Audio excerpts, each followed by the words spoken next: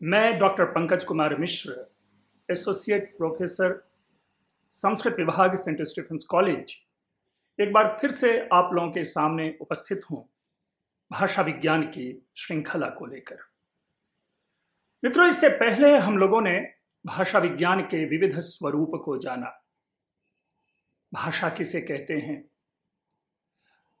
भाषा की विशेषता क्या होती है, भाषा का स्वरूप क्या होता है, भाषा के प्रकार कितने होते हैं, इन सारे विषयों को एक कई उदाहरणों से हमने जाना। आज मैं आप लोगों के सामने भाषा की उत्पत्ति इस विषय पर विमर्श करने के लिए उपस्थित हूं। मित्रों, सबसे पहले तो हमें यह जानना है कि भाषा की उत्पत्ति की प्रासंगिकता क्या है। क्या भाषा की उत्पत्ति के ऊपर भी विमर्श किया जाना चाहिए? ये भाषा तो स्वयं प्रदत्त है, प्रकृति प्रदत्त है, ईश्वर प्रदत्त है, इसलिए इसकी उत्पत्ति का अन्वेषण नहीं होना चाहिए। लेकिन ऐसा नहीं है। जिस प्रकार हम मानवीय इतिहास को जानने की कोशिश करते हैं, उसी प्रकार मानव की विविध क्रियाओं, प्रक्रियाओं और प्रतिक्रियाओं को भी हम जानने का प्रयास करते हैं। और यही कारण है कि भाषा की उत्पत्ति को जानना भी उतना ही आवश्यक है। अब प्रश्न उत्पन्न होता है, भाषा की किस उत्पत्ति की बात करें, या भाषा की उत्पत्ति किस प्रकार से समस्या उत्पन्न करती है। तो सबसे पहले हमें यह देखना है कि हम जब भी कभी भाषा की उत्पत्ति का विमर्श करते हैं, इसका कतई यह अर्थ नहीं कि हम साहित्य में लिखी जाने वाली भाषा की उत्पत्ति की चर्चा कर रहे हैं, या वेद वेदांग, इतिहास, पुराण, उपनिषद आदि जो लिखे गए उनके इतिहास का अन्वेषण कर रहे हैं। बल्कि यहां भाषा की उत्पत्ति से तात्पर्य है उस भाषा की उत्पत्ति को जानना जिसे मनुष्य ने उदय के साथ, सभ्यता के उदय के साथ, सूर्य की प्रथम किरण के साथ दो भिन्न मानवों के बीच संवाद करने के लिए प्रयोग किया। चाहे वह सामान्य पशु पक्षी की तरह मुंह से निकाली जाने वाली ध्वनि ही क्यों ना हो, लेकिन यह तो जानना आवश्यक है कि यह ध्वनि ही भाषा है या उस भाषा में जो प्रदत्त व्याकरण है उसे हम भाषा कहेंगे। जैसा कि हमने इसे पूर्व भी आप लोगों के सामने विश्लेषण में रखा है कि नहीं, यह भाषा नहीं होती जिसमें हम व्याकरण का और भाषा में शब्दों की संरचना का अन्वेषण करते हैं, बल्कि सामान्य रूप से भाषा यह होती है जिसे दो व्यक्ति आपस में संवाद के लिए उपयोग में लाता है। वह ध्वनि संकेत जिसके माध्यम से मनुष्य अपने विचार को दूसरे तक संप्रेषित करता है। इसलिए आवश्यक रूप में हम यहां कहते हैं कि दो तत्व होते हैं भाषा के प्रवाह के लिए, एक वक्ता, दूसरा श्रोता। हम जिसे स्पीकर कहेंगे और दूसरा रिसीवर जिसे कहेंगे, लिसनर जिसे कहते हैं। तो इसलिए जब भी कभी हम सभ्यता की आदि में जाएंगे तो हमें यह देखना पड़ेगा कि आखिर उन्होंने अपने आप में कैसे कम्युनिकेशन किया। यदि ध्वनि मात्र कम्युनिकेशन है तो उसकी अलग व्यवस्था होगी, लेकिन ध्वनि संकेत जिसको कि व्यावहारिक रूप से एक समूह, एक समवाय समझता है, हम वहां पर उसे भाषा का रूप देंगे। भाषा और बोली के विमर्श पे हमने काफी चर्चा की। भाषा और बोली को लेकर के हमारे सामने कई सारी समस्याएं आती रहेंगी, लेकिन जो सबसे प्रमुख बात है वह है भाषा, जो कि हम ध्वनि संकेतों के माध्यम से अपने व्यवहार, अपने स्वभाव को लोगों तक पहुंचाते हैं। इसीलिए भाषा की उत्पत्ति को जानना हमारी प्रासंगिकता है। अब दूसरा पक्ष यह है कि क्या भाषा की उत्पत्ति को भाषा वैज्ञानिकों ने स्वीकार किया, और यदि स्वीकार किया तो किस रूप में स्वीकार किया, और यदि नहीं स्वीकार किया तो क्यों नहीं स्वीकार किया, इसका विमर्श करना आवश्यक है। 1866 में पेरिस में होने वाले सम्मेलन में जो भाषा विज्ञान की समिति बैठी थी, उस भाषा विज्ञान की समिति ने भाषा की उत्पत्ति पे विमर्श करने से पूरी तरह से निराकृत कर दिया था, और उन्होंने कहा था कि भाषा की उत्पत्ति का विमर्श भाषा विज्ञान के अंतर्गत नहीं किया जाना चाहिए। लेकिन इसके साथ ही प्रश्न उत्पन्न होता है, क्योंकि जो भाषा विज्ञान भाषा की समग्रता की बात करता है, जो भाषा विज्ञान भाषा की संरचना की बात करता है, वो भाषा विज्ञान भाषा की उत्पत्ति की उपेक्षा कैसे करेगा? क्योंकि जो तुलनात्मक भाषा विज्ञान है, उस भाषा विज्ञान के अंतर्गत हम भाषा के उस इतिहास तक जाने का प्रयास करते हैं, और तब जाकर के विलियम जोन्स जैसे लोग वैदिक भाषा से संबंध बना करके संस्कृत के साथ तुलनात्मक भाषा विज्ञान प्रारंभ करते हैं।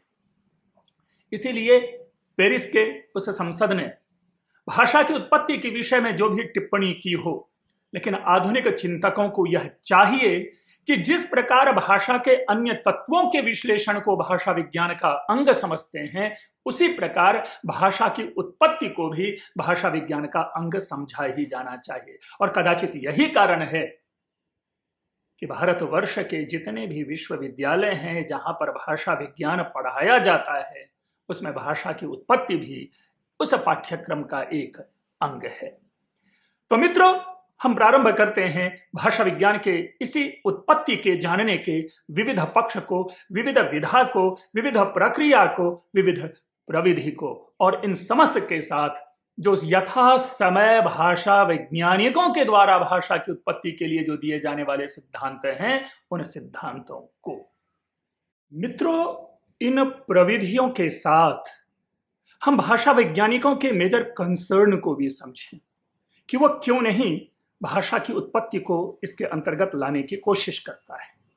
और बड़ा सुंदर एक स्टेटमेंट है, वो यह है कि this question does not concern philology at all, but still philology has to attempt the answers at language in all aspects that falls in its scope. दो पक्ष है, यानी इस पर टिप्पणी भी कर दी गई कि भाषा वैज्ञानिकों के लिए ये कंसर्न है, और दूसरा कि इसमें यह किया जाना चाहिए।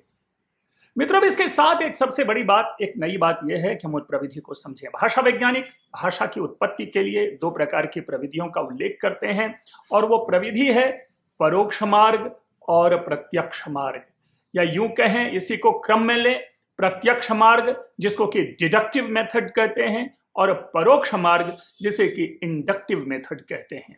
आपके सामने स्लाइड्स में ये दोनों लिखा हुआ है, लेकिन यहां पर हम सबसे पहले जानें कि परोक्ष मार्ग किसे कहते और प्रत्यक्ष मार्ग किसे कहते। तो इसमें यह देखिए कि प्रत्यक्ष मार्ग के अंतर्गत क्या होता है कि भाषा की जो आदिम व्यवस्था है, उस आदिम व्यवस्था से लेकर के क्रमशः होने वाले विकास को पकड़ते हुए आधुनिक विकसित अवस्था तक हम पहुंचने का प्रयास करते हैं। जबकि ठीक इसके विपरीत जो परोक्ष मार्ग है, जो इंडक्टिव मेथड है, उसमें क्या होता है कि हम आधुनिक विकसित अवस्था को पकड़ के क्रमशः इससे पूर्व होने वाले विकास से पीछे की ओर बढ़ते हुए भाषा के उस आदिम रूप तक जाने का प्रयास करते हैं। तो इस दो प्रकार से प्रयोग करते हैं। लेकिन भाषा वैज्ञानिकों ने ही नहीं, प्रायशः सारे समीक्षकों ने परोक्ष मार्ग को नहीं स्वीकार किया है, क्योंकि परोक्ष मार्ग से क्या होता है, एक भ्रामक हमें क्या होता है कि एक परिणाम प्राप्त होता है। इसीलिए भाषा के आदिम स्वरूप को समझते हुए, भाषा की आदिम व्यवस्था को समझते हुए हम इसमें आगे बढ़ते हैं। और इसीलिए प्रत्यक्ष मार्ग के माध्यम से यदि भाषा की उत्पत्ति को समझा जाए, डिडक्टिव मेथड के माध्यम से अगर भाषा की उत्पत्ति को समझा जाए, तो वो क्या होता है कि सुखद परिणाम देता है, तार्किक परिणाम देता है, और इस निष्कर्ष में भ्रम की संभावना कदाचित न्यून होती है। मित्रों, इस भाषा वैज्ञानिक की उत्पत्ति के ऊपर में प्रायः जिन भाषा वैज्ञानिकों ने विमर्श किया है, उन विमर्शकारों में मैक्स मूलर, विटनी, उसके बाद रूसो, ऐसे कई व्यक्ति हैं। और यही नहीं, जो भारतीय परंपरा के जो व्यक्ति हैं, चाहे वो वेद में भाषा की उत्पत्ति का उल्लेख किया गया हो, चाहे पाणिनि ने, पतंजलि ने, भर्तृहरि ने यथा समय विविध संकेत प्रदत्त किए हुए हों, डायरेक्टली और इनडायरेक्टली वे सारे के सारे इस भाषा की उत्पत्ति को समझने के लिए हमारे लिए एक नया आयाम बनता है, एक नया विषय बनता है। और तदनुसार हम चर्चा करते हैं, कुछ उन सिद्धांतों को आपके सामने प्रस्तुत करते हैं जिन सिद्धांतों के आधार पर हम इसके मर्म को पकड़ते हैं। मित्रों, यूं तो कई सिद्धांत है, कतिपय सिद्धांत बनाए गए, लेकिन हम आपके सामने आवश्यक रूप से 8 सिद्धांतों को प्रस्तुत करेंगे जिन 8 सिद्धांतों ने भाषा की उत्पत्ति के ऊपर में सर्वाधिक विमर्श किया है। और साथ ही हम समझेंगे कि वह सिद्धांत क्या है, और उसके साथ ही हम यह भी जानेंगे कि वह सिद्धांत अनुकूल है कि नहीं, उस सिद्धांत को पकड़कर भाषा की उत्पत्ति को समझा जा सकता है कि नहीं। इन्हीं सिद्धांतों में हम सबसे पहला सिद्धांत लेते हैं जिसे अनुरणन सिद्धांत कहते हैं। इसे रूट थियरी भी कहते हैं, और इसका एक बड़ा ही सुंदर नाम दिया जाता है जिसे डिंग डोंग थियरी कहते हैं। आपके सामने ये सारे के सारे नाम आप स्लाइड्स में देख सकते हैं। तो अनुरणन सिद्धांत, रूट थियरी, धातु को पकड़ के, धातु के मूल को पकड़ के, शब्द के प्रयोग को समझकर इस अनुरणन सिद्धांत को समझेंगे, और इनके जो प्रवर्तक हैं वो प्रवर्तक को भी जानेंगे। इसके साथ है दूसरा जिसे अनुकरण सिद्धांत कहते हैं, और इस अनुकरण सिद्धांत को बाउवाव थ्योरी कहते हैं। ये बाउवाव जो है, जिसे हम भाव भाव, जो डॉग्स होते हैं उनकी आवाज को पकड़कर, पशुओं की आवाज को पकड़कर हम भाषा की उत्पत्ति में जानने का प्रयास करते हैं। तीसरा सिद्धांत है आवेग सिद्धांत, इंटरजेक्शनल थियरी। इसी का दूसरा नाम है पुह पुह थियरी। यह आवेग है, ये मन में जो उत्पन्न होने वाले आवेग होते हैं, गुस्सा हो, क्रोध हो, विभिन्न प्रकार के, उनको पकड़कर भाषा की उत्पत्ति को समझने का प्रयास किया है पाश्चात्य भाषा वैज्ञानिकों ने। इसी प्रकार चौथा सिद्धांत है, वह चौथा सिद्धांत है श्रम ध्वनि सिद्धांत। मित्रों, ये श्रम ध्वनि सिद्धांत क्या होता है, हम आप देखते हैं कि जब भी कोई व्यक्ति श्रम कर रहा होता है तो आवश्यक रूप से उसके हांफने का एक स्वर सुनाई पड़ता है, इस प्रकार की ध्वनियां सुनाई पड़ती है। तो देखिए सूक्ष्मता, जो विश्लेषक होते हैं कहां कहां से विषय को पकड़ करके अपने सिद्धांत का प्रवर्तन कर रहे हैं। तो यह श्रम ध्वनि सिद्धांत थियरी है, जिसको इंग्लिश में ये हो हे थियरी कहा गया है। इसे भी जानेंगे। ये इन चारों के साथ सबसे एक सुंदर, सबसे अच्छी बात क्या निकल कर आती है कि इनका जो नामकरण है, ding dong theory, bow wow theory, pooh pooh theory, तो ये जो चीजें हैं ये एक याद रहता है, स्मरण में रहता है, और उस सिद्धांत को पकड़ पाना अच्छा है। इसलिए ये चारों सिद्धांत सुनने में अच्छा लगता है, और यही कारण है कि हमने इसके लिए एक अलग सेपरेट स्लाइड्स बनाया है। उसके बाद कुछ और सिद्धांत है जिन सिद्धांतों को जानते हैं, और वे सिद्धांत हैं संकेत सिद्धांत, इंगित, इशारा। ठीक है, वो सिद्धांत है जिसको हम सिंबॉलिक थियरी कहते हैं।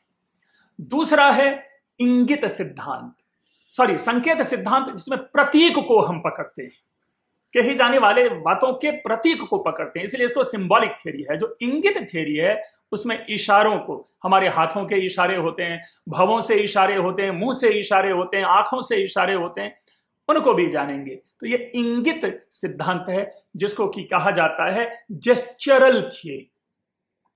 इसके बाद जो सातवां है वह है संपर्क सिद्धांत, कॉन्टैक्ट थियरी। और आठवां है जिसे मैं मानता हूं, जिसको मैं आपके सामने प्रस्तुत करूंगा लॉजिकली, और मैं सिद्ध करने की कोशिश करूंगा कि यही एक सिद्धांत है जिसे कि भाषा विज्ञान के भाषा की उत्पत्ति के सिद्धांत के रूप में स्वीकार किया जाना चाहिए, और वह सिद्धांत है दैवी सिद्धांत, डिवाइन थियरी। यद्यपि दैवी कहने से साक्षात अर्थ मिलता है कि भगवान ने भाषा की उत्पत्ति की, ईश्वर ने भाषा की उत्पत्ति की, लेकिन हम इसके विश्लेषण को जानेंगे। तो ये आपके सामने 8 सिद्धांत तो जो व्यापक है, लेकिन इन सब के साथ एक यह भी निकालते हैं समन्वित सिद्धांत, समेकित सिद्धांत, अर्थात दूसरे शब्दों में इन सारे सिद्धांतों के पॉजिटिव्स को एक साथ करके नेगेटिव्स को दूर करके तब यदि किसी निष्कर्ष को निकाला जाए तो उस निष्कर्ष के आधार पर भी भाषा की उत्पत्ति के सिद्धांत की व्याख्या की जा सकती है। मित्रों, अब हम क्रमशः एक एक सिद्धांत को जानने का प्रयास करते हैं कि अनुरणन सिद्धांत क्या है, अनुकरण सिद्धांत क्या है, और इस प्रकार से ही इन सारे सिद्धांतों की व्याख्या आपको स्लाइड्स पे भी प्राप्त होते रहेंगे। मित्रों, अभी जिन सिद्धांतों को हम लोगों ने जाना है, मतलब जिनकी सूची हमने प्रोवाइड की है या जिनकी संख्या बताई है 8 या 9, उनको जानने से पहले यह भी जान लेना आवश्यक है कि इन सिद्धांतों के मध्य भारतीय चिंतन क्या रहा है, भारतीय परंपरा क्या रही है। और इससे पूर्व साथ ही यह भी जानना उतना ही आवश्यक है कि इससे पूर्व कौन या किस प्रकार की परिकल्पनाएं चल रही थी। ऐसा नहीं था कि यह विमर्श भारतीय चिंतन में उपलब्ध नहीं है, but at the same time will have to understand that it is a speculation. Indian grammatical tradition provides the earliest evidences of speculating about the nature of language। अर्थात जो स्वरूप है, हमने जिस स्वरूप की बात की, इनकी परिकल्पना, इनकी पूर्व कल्पना हम प्राचीन अपने शास्त्रों में देखते हैं। अगर ऐसी परिकल्पना है तो यह भी उतना ही महत्वपूर्ण हो जाता है कि कहीं वहां पर उत्पत्ति के विषय में चिंतन है या नहीं। एक बात जरूर है कि हमें यजुर्वेद में यह उल्लेख मिलता है कि बृहस्पति के नेतृत्व में कुछ ऋषिगण इंद्र से मिलने गए और इंद्र से उन्होंने प्रार्थना की, इंद्र से उन्होंने निवेदन किया कि हमें यह स्पष्ट करें, हमें यह बताएं कि हम जो बोलते हैं उस भाषा का स्वरूप क्या है, उनको आप व्याकृत करके हमें बताएं, अर्थात खंडशः अलग अलग करके सारी बातों को बताएं। तो जिस व्यक्ति के मन में यह भावना होगी, उन्होंने भी उस उत्पत्ति के विषय में अवश्य ही चिंतन किया होगा। खैर, तदनुसार ऐसा माना जाता है कि इंद्र जो हैं वो पहले ऐसे व्यक्ति हैं जिन्होंने भाषा के ऊपर में विमर्श किया, भाषा के ऊपर में काम किया। इसी प्रकार पतंजलि के महाभाष्य में हमें भाषा के रूप में भाषा के विषय में 2 रूप प्राप्त होते हैं, 2 सिद्धांत प्राप्त होते हैं। एक सिद्धांत जिसे कहते हैं नित्य शब्दवाद और दूसरा कहते हैं कार्य शब्दवाद। और इनके जो प्रवर्तक होंगे, इनके जो प्रपाउंडर होंगे, वो कहलाए नित्य शब्दवादिन और कार्य शब्दवादिन। तो मित्रों, जो मीमांसक हैं वो शब्द को नित्य मानते हैं, और जैसे ही वे शब्द को नित्य मानते हैं, एक भावना तो खंडित हो जाती है कि भाषा की कभी उत्पत्ति हुई होगी, क्योंकि जो तत्व नित्य होते हैं उनकी उत्पत्ति नहीं होती।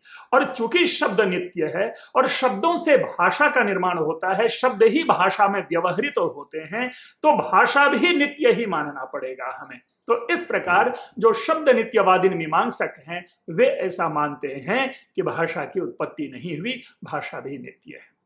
लेकिन दूसरा पक्ष जो नैयायिकों का है वह है कार्य शब्दवाद, अर्थात कार्य यानी उत्पन्न होना। हम आप सभी जानते हैं कि न्याय दर्शन और वैशेषिक दर्शन जब कार्य कारण सिद्धांत की बात करते हैं तो इसके लिए वे असत कार्यवाद की चर्चा करते हैं, और जब असत कार्यवाद की चर्चा करते हैं तो वहां पर वो कहते हैं कि कार्य सर्वथा क्या है, एक नूतन उत्पत्ति है, और कार्य जो है वह उत्पन्न होता है। नूतन उत्पत्ति है तो कार्य उत्पन्न हुआ, अर्थात सांख्यवादियों की तरह कार्य कारण में पहले से विद्यमान नहीं होगा। तो यहां पर भी यह स्पष्ट होता है कि नैयायिक जो है वो भाषा की उत्पत्ति को मानते हैं और वो शब्द की उत्पत्ति को मानते हैं।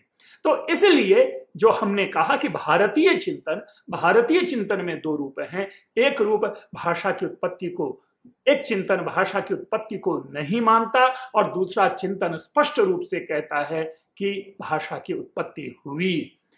इसके बाद जो एक प्रमुख है, अब जो हमने 8 सिद्धांत गिनाए, उनमें जो प्रथम 4 सिद्धांत हैं वो न्यूनातिन्यून किसी न किसी रूप में उस सिद्धांत के विकास में, उस सिद्धांत के परिवर्धन में मैक्स मूलर का हाथ है। हम आप सभी जानते हैं मैक्स मूलर को।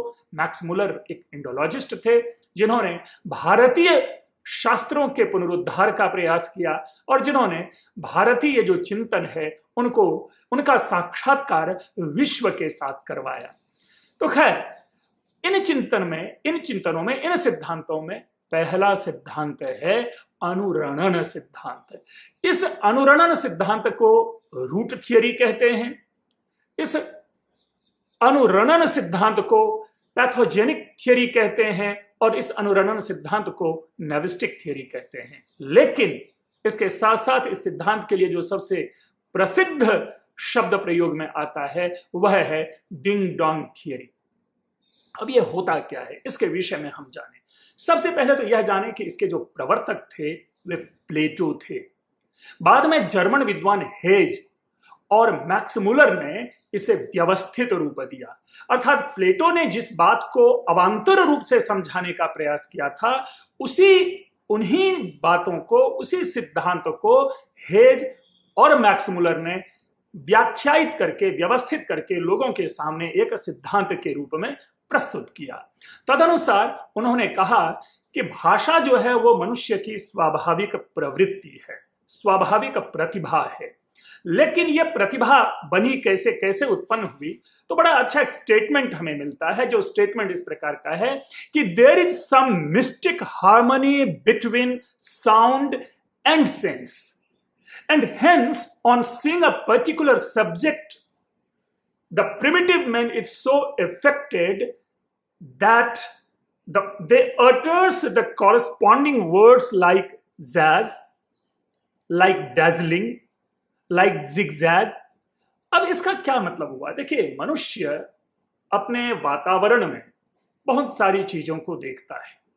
उन्हीं चीजों में जैसे अगर पत्थर के ऊपर पत्थर की चोट हो, किसी धातु के ऊपर में चोट हो, तो एक विविध प्रकार की ध्वनियां निकलती है। उन्हीं ध्वनियों को सुन करके मानो आदिम मानव जो हैं, उन मानवों ने उन ध्वनियों को सुन सुन करके कतिपय धातुओं का निर्माण कर लिया और इस प्रकार 400-500 धातुओं का निर्माण कर लिया। उनमें यह विशिष्ट सामर्थ्य था, विशिष्ट क्षमता थी, और उसके निर्माण के बाद अपने उपयोग के लिए उन्होंने कतिपय शब्द बना लिए। और जब ये 400-500 धातुओं का निर्माण हो गया तो वह धातु जो है, उनकी जो वो शब्द बनाने की क्षमता है, वह विनष्ट हो गई। और इस तरह से यह भाषा धीरे धीरे चल पड़ी और मनुष्य ने इसको एक रूप दिया जो आज, जिसे आज हम भाषा कहते हैं। मित्रों, जरा यहां पर एक आध चीज और देखें। हम आप भी जानते हैं, हमारे और आप में भी जब पत्तियों की सरसराहट होती है तो हम उसको सरसराना कह देते हैं। और इस प्रकार की ध्वनियां होती है जिन ध्वनियों को हम ग्रहण करते हैं और तदनुसार उसका जो है अनुरणन कर लेते हैं, उनकी आवृत्ति कर लेते हैं। अर्थात जैसी ध्वनि हमने सुनी उसी प्रकार की ध्वनि अपने मुख से निकालने का प्रयास करते हैं। ये एक सिद्धांत बना। हम कह सकते हैं कि यह सिद्धांत भाषा की उत्पत्ति की ओर कहीं ना कहीं एक इशारा कर रहा है, उस भाषा की उत्पत्ति की चेष्टा कर रहा है बताने को। लेकिन स्वयं मैक्स मुलर ने इसमें दोष दिखाए और तदनुसार उस दोष को दिखाने के बाद उस मैक्स मुलर का यह कहना था कि यह सिद्धांत जो है यह भाषा की उत्पत्ति की सिद्धांत की पूर्ण व्याख्या नहीं करता, क्योंकि विश्व में कई सारी ऐसी धातुएं, विश्व में कई सारी ऐसी भाषाएं हैं जिनमें धातु का प्रयोग होता ही नहीं। तो जिन जिन भाषाओं में धातुओं का प्रयोग होता ही नहीं, उन भाषाओं की उत्पत्ति कैसे हुई? जैसे चीन की जो भाषा है, चाइनीज भाषा है, मैंडरिन जिसे कहते हैं, उसमें कोई धातु नहीं है। तो इस प्रकार हम इसकी उत्पत्ति कैसे माने? और यही कि जब हमारे आदिम मानव को प्रकृति की ध्वनियों को सुन करके धातु निर्माण करने की शक्ति थी, तो वो शक्ति अचानक क्यों विनष्ट हो गई? तो ये कुछ तत्व हैं, जो कुछ प्रश्न है, उस प्रश्न का समाधान यह सिद्धांत नहीं करता। इसीलिए भाषा की उत्पत्ति के सिद्धांत के लिए यह जो चिंतन है यह आवश्यक नहीं, यह चिंतन सुंदर नहीं, यह चिंतन व्यवस्थित नहीं। हाँ, लेकिन हम इतना जरूर कहते हैं कि यह चिंतन भी भाषा की उत्पत्ति में सहायक हुआ।